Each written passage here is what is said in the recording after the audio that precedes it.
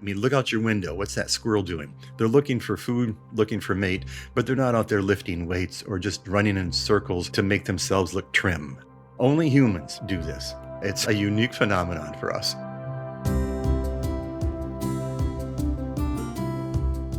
From Weill Cornell Medicine in New York City, this is Your Brain with Dr. Phil Stieg. Internationally renowned scientist and researcher, Dr. Stieg is Neurosurgeon-in-Chief of New York Presbyterian Weill Cornell Medical Center. This week, Dr. Stieg and his guest explore the neuroscience behind your workout. We all know that exercise is good for our bodies, but do our brains benefit as well? Does it make us think faster, clearer, or even make us smarter? Can it help with depression, reduce pain, or help fight off dementia? In his book, Your Brain on Exercise, Dr. Gary Wenk reveals exactly how your muscles are connected to your mind and what happens in our brains when we work out, take a brisk walk, or even just do some gardening. Dr. Wenk is with us today to help us understand why exercise is so important to our mental health. And he has some very practical advice and simple steps on how to do this for anyone who just needs a little push to get started. Gary, thank you so much for being with us today. My pleasure. Thanks for the invitation. Let's start with a basic question. How is exercise related to the function of the brain?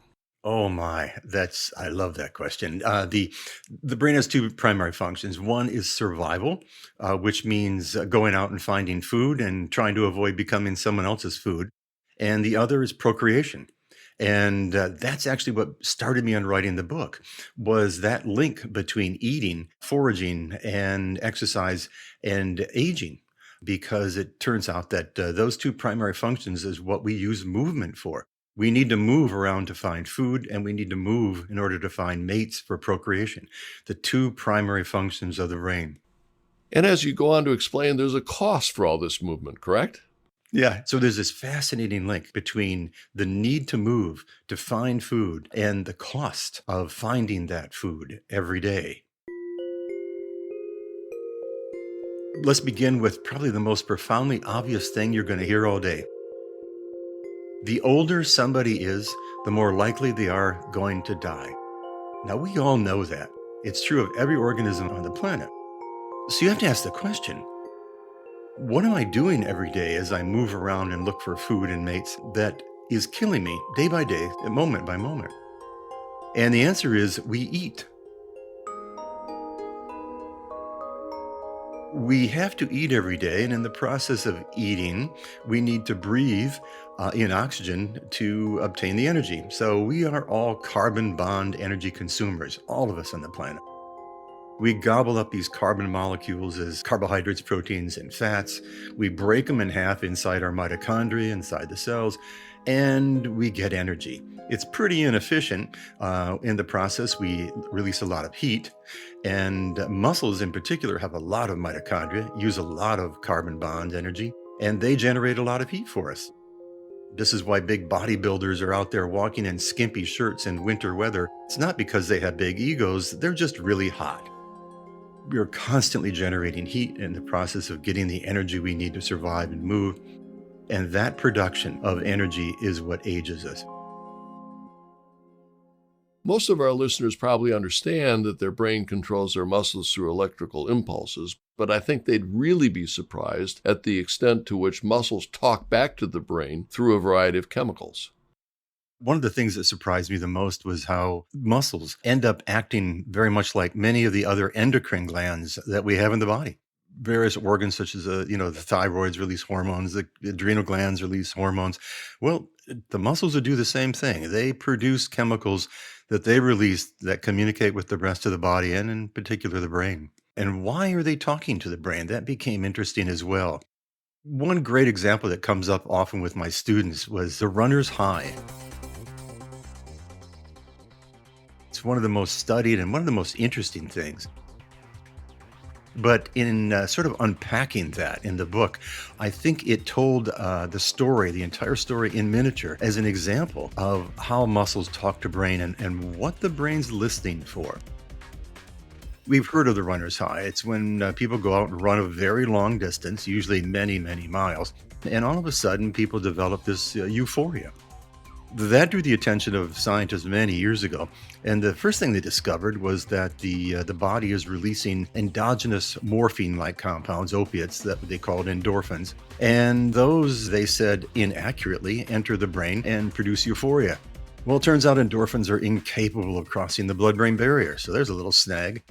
But then we learned many years later that the brain makes its own endorphins in response to that long exercise. Now, about 10 years ago, we discovered that there's such a thing in the body as cannabis-like compounds. We called them endocannabinoids. Well, it turns out that the runner's high is much more related to the release of endocannabinoids. So essentially, a runner's high is a marijuana high. That makes a lot of sense. But the question that you need to ask is, why would the body release these two compounds? What do they usually do for us? Well, the endorphins reduce pain. The endocannabinoids are there to act as analgesics, pain reduction, and anti-inflammatories. So why would the body release those two things? And the answer is pretty simple. It has everything to do with the fact you've just ran 15, 20, 25 miles. You have produced one heck of a lot of damage on your body, and the body is responding by doing what it does, protecting you, producing analgesics and anti-inflammatories to compensate for the stupid behavior it just saw you perform of running 20 miles. Because all drugs have many actions in the brain, you felt some euphoria. It was not for a good reason. People become addicted to this just as they can morphine and opiates and cannabinoids. Long distance runners really do become addicted to that high. But it tells us something. Muscles talk to brain to say, we've been injured, release a chemical to help us compensate for that. And that's what's going on. That's what I find most striking in your book is how the individual needs to balance the need for exercise, the desire for exercise, but then the high cost of exercise for other parts of your body, your joints, your heart, and all that. Talk a little bit about how that linkage works and what the end message is. Well, the linkage is all of those chemicals that the muscles release. And we know that in response to high intensity training, it can actually cause cell death in the body and brain. So it's actually not a good thing to have released. So in the book, I make the point that extreme exercising is not a good thing. It harms the body too much. It induces muscles to release hormones like lipocalin and cathepsin that we should not be releasing, that are probably doing harm. So there is an optimum amount of use and an optimum amount of exercise. And I think that may explain why you will never ever see an animal in the wild exercise. I mean, look out your window. What's that squirrel doing? They're looking for food, looking for mate, but they're not out there lifting weights or just running in circles, to make themselves look trim. Only humans do this. It's a unique phenomenon for us. Well, do you think that the reason humans do that is also part of the evolutionary process where early on humans had to hunt and forage for food? Now, because of our sedentary society, we don't have to do that. But people feel this innate need to get exercise. Is it an evolutionary process? I think you're right. And it's a very communal process. Exercise, as I define it in the book, is something that we do with others frequently. So it has that value. But we also know just walking alone in the woods, people have studied that, and even that's beneficial. So many things we do that we call exercise have no obvious benefit to us in terms of our survival, but they do bring pleasure in other ways. And those factors can't be ignored. The issue is, I think my point was, just don't take it to extreme. Many of my students I have swimmers who swim 4 or 5 hours a day and they have zero body fat. They also eat 4,000 calories a day. They look great at age 20, but by the time they, hit their 60s and 70s, it's going to take a toll on their body. I love to make the example if you took two individuals who are genetically identical, twins, and you have one of them, become a swimmer or a marathon runner and who had to eat 4,000 calories a day, and ask the question, which one of the twins lives longer? Twin studies have been done on these kinds of questions. We know the answer. The person who didn't consume all those carbon bonds lives a lot longer. So that's why moderation is so important. You kept early on in the book referring to exercise is good as long as it's done in moderation, but it took you about 100 pages to define what moderation meant to you. Can you explain to me what moderate exercise means? There, there are lovely definitions online. I'm sure we all both had to look that up. And indeed, usually it means that it's not for a long duration. That would be one of the keys. It's not against strong resistance. Just simply walking with gravity is probably going to be good enough. It was going out for a walk, a light jog, but these long jogs where you're pounding on your joints. And I have runners who claim they've seen studies that there's no inflammation in the joints. Well, the runner's high and the chemicals involved in that high clearly indicate there's damage. You may not be able to feel it, but it's there, and the body noticed it. So it's simply not getting to the point where you can't keep up a conversation while you're doing it. That's a nice indicator, I think. Go out and do it with somebody else. Be social. Talk to them while you're doing it. If you can't, then you're probably doing too much for your body. You talked about gender differences and testosterone in men and why that's bad. Well, yes, testosterone has the ability, and we're going back to mitochondria again. Mitochondria are these little, organelles inside of every cell of our body.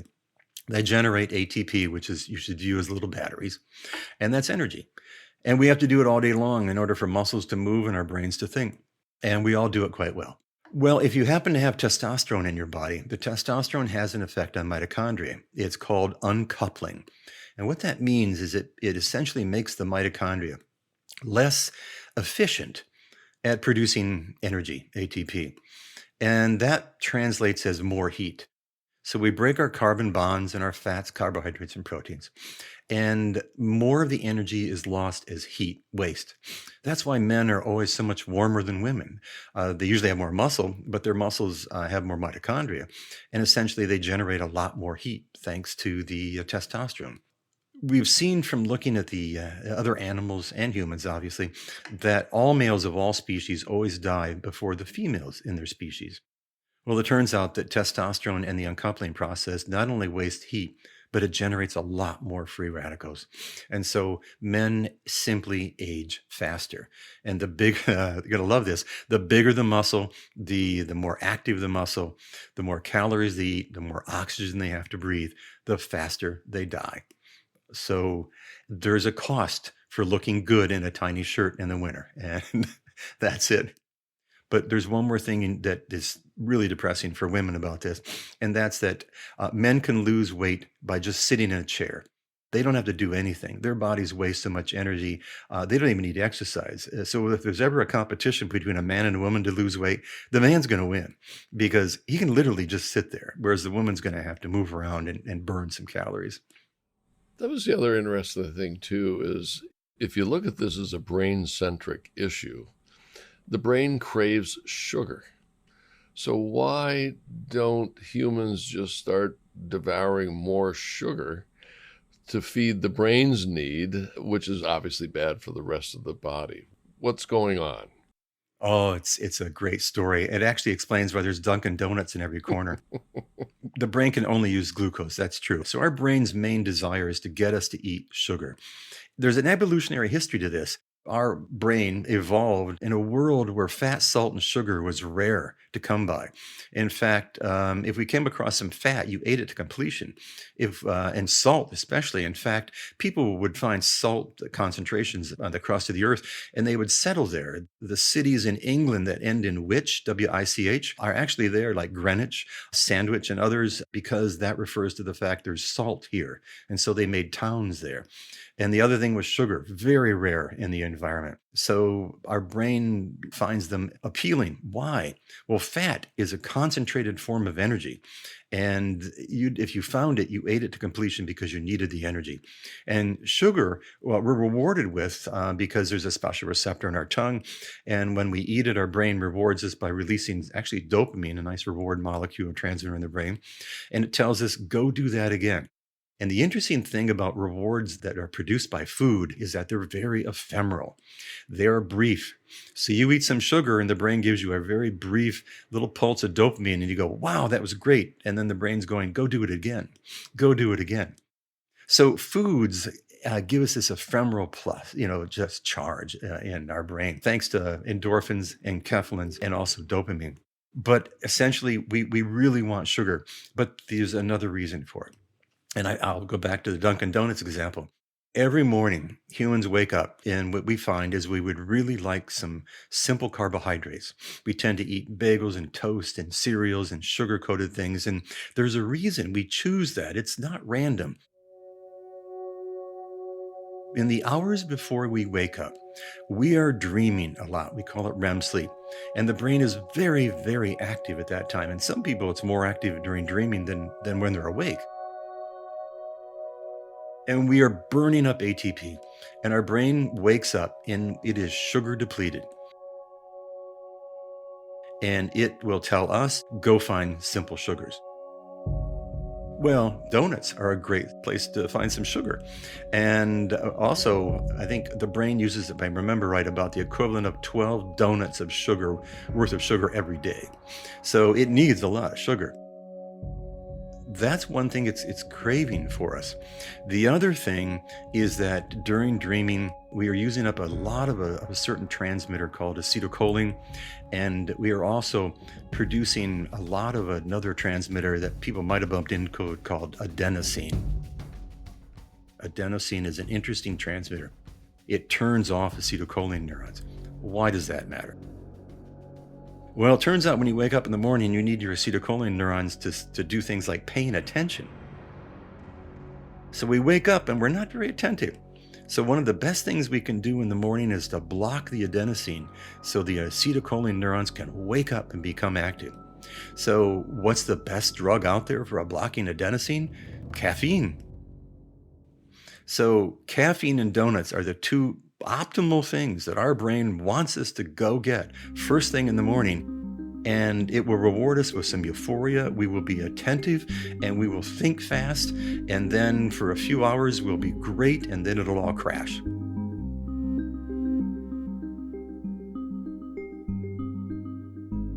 Movement can affect the brain in a variety of ways. Studies focusing on people with movement disorders like Parkinson's have revealed that group exercise, which combines social engagement with movement, even sports like boxing, can be beneficial. Sitting tall, 7 and 8, going in 1, 2, palms together on 4. These are not typical dance students. The class you're listening to is part of a pioneering program designed for people with Parkinson's disease. Elbows widening, hands sliding down, eyes lowering, focusing. This program is called Dance for PD and has been running at the Mark Morris Dance Center in Brooklyn, New York since 2001. David Leventhal directs the program.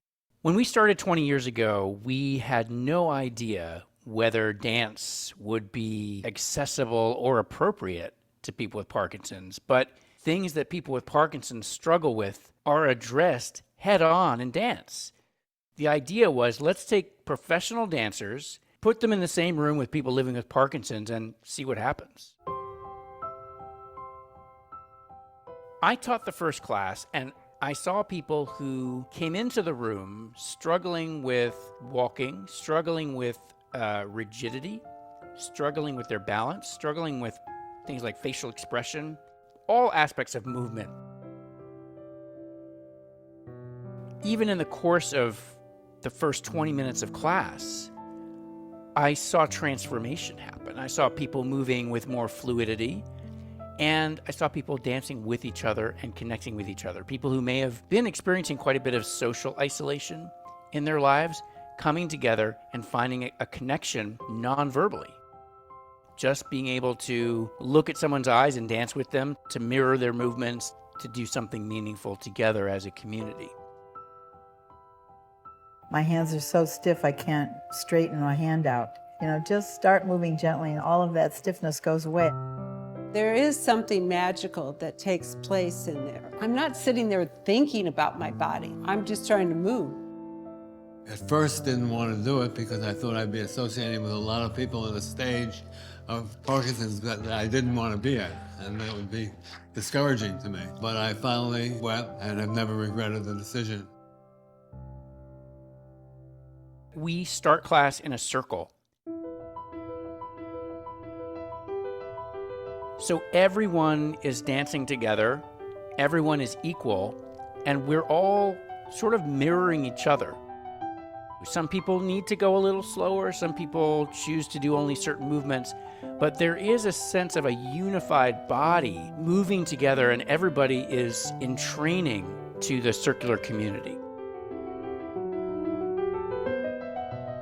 This class is not about Parkinson's. This class is about dance and music and community. In this class, people are given an opportunity to shed their Parkinson's persona and to really think of themselves as dancers.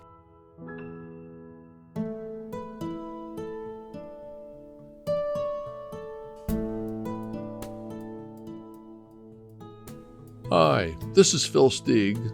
If you've been enjoying our podcast series, please share it with your friends. Or better yet, leave us a review on Apple Podcasts. This will help other people find our series. It also supports our mission to promote better understanding and appreciation of our body's most fascinating organ, the brain.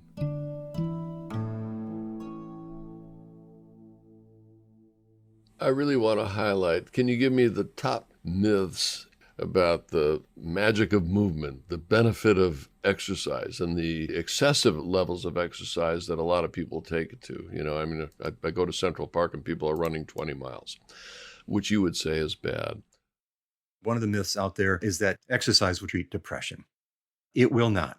It is reckless for anyone to suggest that, because if it delays someone from getting appropriate medical therapy and an effective pharmacotherapy of some kind, then you've done them a disservice by telling them that just exercise and it'll all go away. Now, exercising, if you get rid of the body fat, that will help, because the pro-inflammatory molecules that fat cells release go to the brain and reduce neurogenesis. That actually leads to the depression associated with obesity. And that also is why obese people are very hard to treat with antidepressants. So that's a big one right there.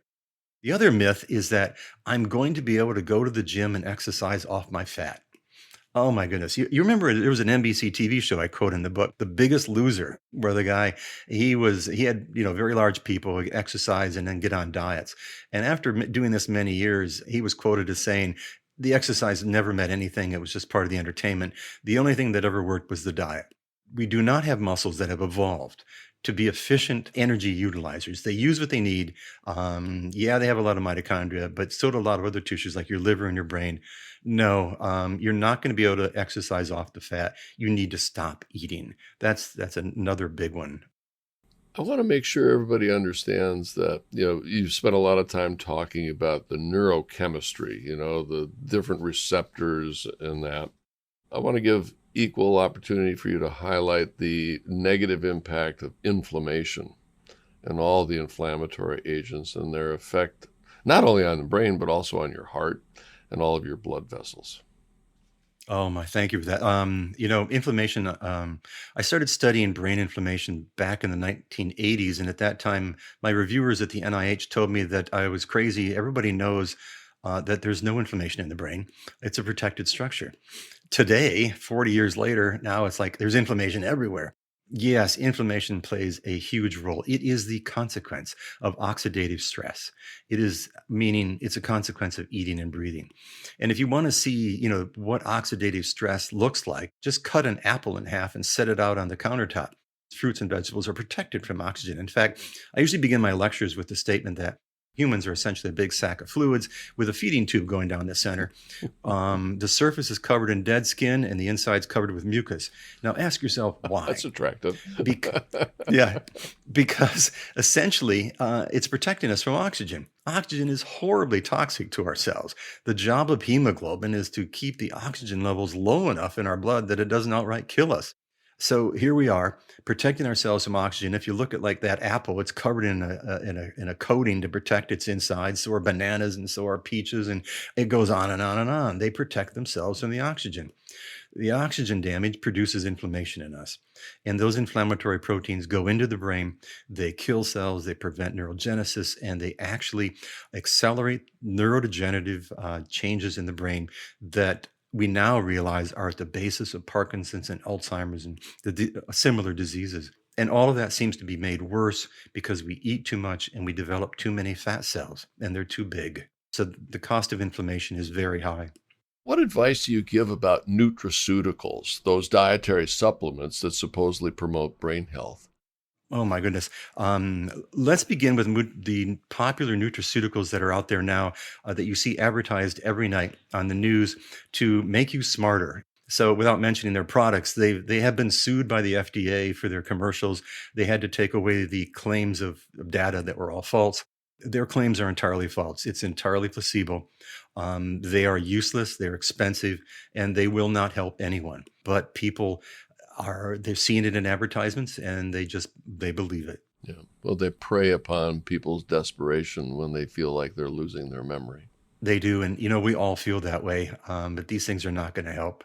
Better is to lose the weight. We've seen that in animal studies. Hard to do it in humans, but you can prove it in animals easily. If you want to feel younger and more intelligent in a way, more cognitive active, then lose the fat. That'll do way more. So your recommendation would then be, I think, that this is not something that you start at 60, but something you start in your 30s or even earlier. Actually, that would be the recommendation, but this is not a death sentence. This is not that negative. Actually, from animal studies, we found that you can really start at any age. As soon as you stop consuming so many carbon bonds, you're going to slow down the aging process and you will feel better at any age. Really, just do it. It's pretty simple to say, very hard to do. Dr. Gary Wenk, thank you so much for publishing your book, Your Brain on Exercise. It highlights how we're really at the beginning of our understanding of the marvelous complexity, not only of the brain, but also its relationship with all the other organs in our body. Thank you so much for being with us. My pleasure. Thanks. This is Your Brain with Dr. Phil Stieg is produced for the Weill Cornell Medicine Department of Neurosurgery by the Really Interesting Picture Company. The episode producers are Hildy Rubin and Liz Witham. The series is directed and edited by Tom Veltri, with music by Lenny Williams. The announcer is Mindy Weisberger. For more information, visit our website at thisisyourbrain.com. If you enjoyed this episode, please leave a review on Apple Podcasts, and be sure to follow Dr. Stieg on Facebook at This Is Your Brain.